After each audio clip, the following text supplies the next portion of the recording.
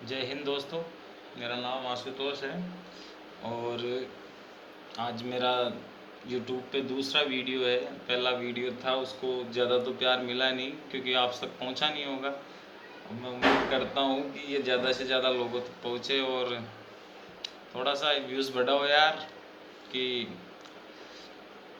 वो वीडियो मिले आपको और आप देखो तो थोड़ा सा मेरे को भी बल मिले, मैं भी ज़्यादा से ज़्यादा वीडियो आप तक पहुंचाऊं। तो आज बेसिकली मैं आपसे यही कहने आया हूँ कि एक शायर हैं, उर्दू के शायर भी हैं और विवादित ट्विटर भी है। ट्विटर मीन्स ट्वीट करते हैं वो, ट्वीट ऐसा करते हैं कि 3-4 दिन तो उनका नाम तब ट्विटर पे और इंस्टाग्राम पे जो भी सोशल मीडिया साइट्स हैं उन पे रहता है और उनको बढ़िया फेम मिल जाता है।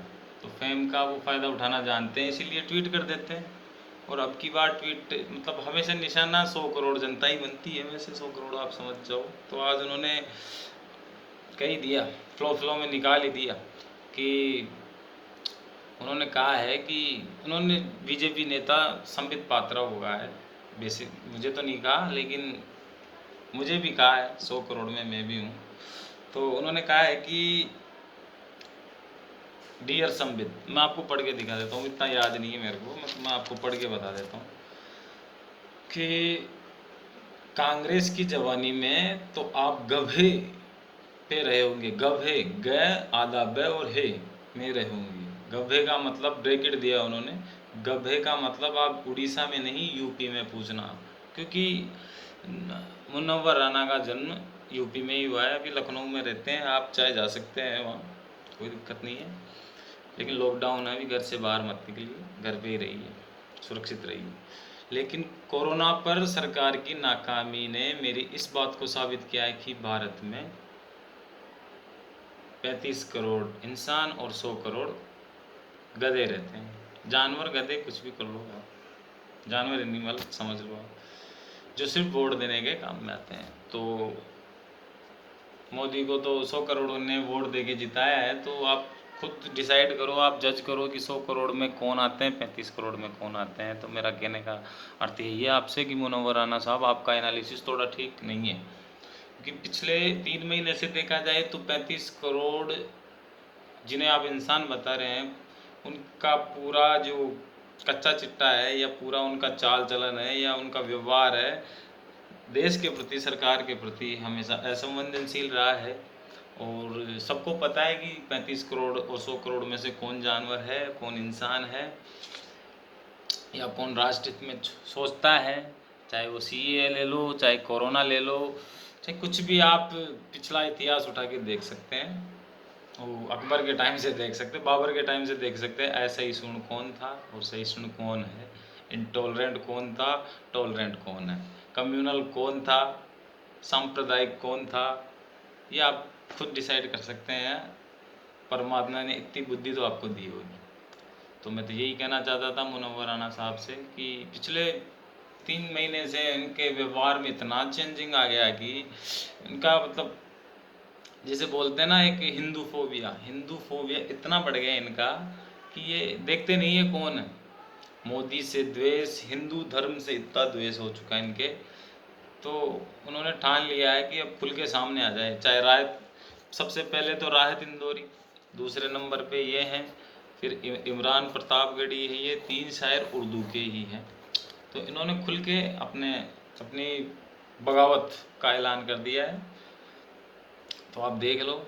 और हाँ, एक इनकी फेमस कविता थी कि मेरे हिस्से में माँ आई, तो इस पे भी मतलब इस कविता को पूरे भारत, या ऐसा यूँ समझ लीजिए कि पूरे विश्व में इनको ख्याति दिलवाई है। और इन्हें 2014 में, शायद 2014 या 15 या 13 मान लो, आप तो अकाउंटेबिलिटी लगा लो, आपके हिसाब से डिसाइड कर लो, मिला है। लेकिन अकादमी पुरस्कार इनको इस कविता के ही चलते मिला है, जो इन्होंने लंदन, पेरिस, दुबई, दुबई में तो ज़्यादा जाते हैं ये, और चाहे पूरे भारत के हर हिस्से में सुनाई है ये कविता। लेकिन एक आदर्श, आलोक आलोक श्रीवास्तव नाम के एक पोइट हैं, कवि हैं, तो उन्होंने इनको एक ट्वीट किया है, इनके ट्वीट पे रीट्वीट किया है और वो पोस्ट डाली है। उन्होंने खुद की कविता डाली है जो इसी प्रकार से कहती है खुद को कि मेरे हिस्से में अम्मा आई। तो इन पे इल्ज़ाम तो नहीं लगाया है, कॉपीराइट एक्ट का उल्लंघन भी नहीं बताया, लेकिन इनको कहा है कि आप मुझे थोड़ा सा क्रेडिट दे देते तो मैं अपने आप को खुशनसीब समझता कि मैंने ये कविता लिखी है। लेकिन मुनव्वर राना साहब ने एक बार भी उनको क्रेडिट देना सही नहीं समझा, जायज़ नहीं समझा। तो अब मेरे हिसाब से वो कविता की वजह से मैं आपको पसंद करता था पहले, तब तारिक फ़तेह आपकी अदालत, इंडिया टीवी आपकी अदालत, रजत शर्मा जिसमें इंटरव्यू करते हैं उसमें आए थे, तो ये जज मुनव्वर राना साहब बने थे। तब भी इनके चेहरे पे गुस्सा तो मैं देख ही रहा था, लेकिन फिर भी मैं इनके इस कविता का फ़ैन था कि मेरे हिस्से में अम्मा माँ आई। तो लेकिन ये आलोक भाई ने तो ये भी बेड़ा गर्क कर दिया इनका यार, अब तो मैं फ़ैन रहा ही नहीं। तो ये मुनव्वर राना से ही पूछना जायज़ रहेगा, सही रहेगा कि सच्चाई क्या है। अब वो सफाई देते फिर रहे ट्विटर पे कि मेरे वीडियो को गलत समझा गया कि 35 करोड़ तो खुशहाल लोग हैं और 100 करोड़ जो गरीब दलित कुचले बोलते हैं ना, दबे कुचले लोग हैं, बिलो द बेल्ट, गरीबी रेखा के नीचे जीने वाले। तो अब तो आपने कह दिया, अब लोगों ने गैसेस भी कर लिए, पता नहीं क्या क्या आइडियाज़ लगा लिए कि 100 करोड़ कौन है, 35 करोड़ कौन है, लेकिन अब सफाई का कोई मतलब नहीं निकलता। अब सफाई तो देखो देखो जनता ही करेगी सफाई। आपके हिस्से में तो माँ आई, लेकिन आपके कमेंट के हिस्से में भी माँ बहन ही आएगी, देखे जाओ। धन्यवाद, जनता समझदार है।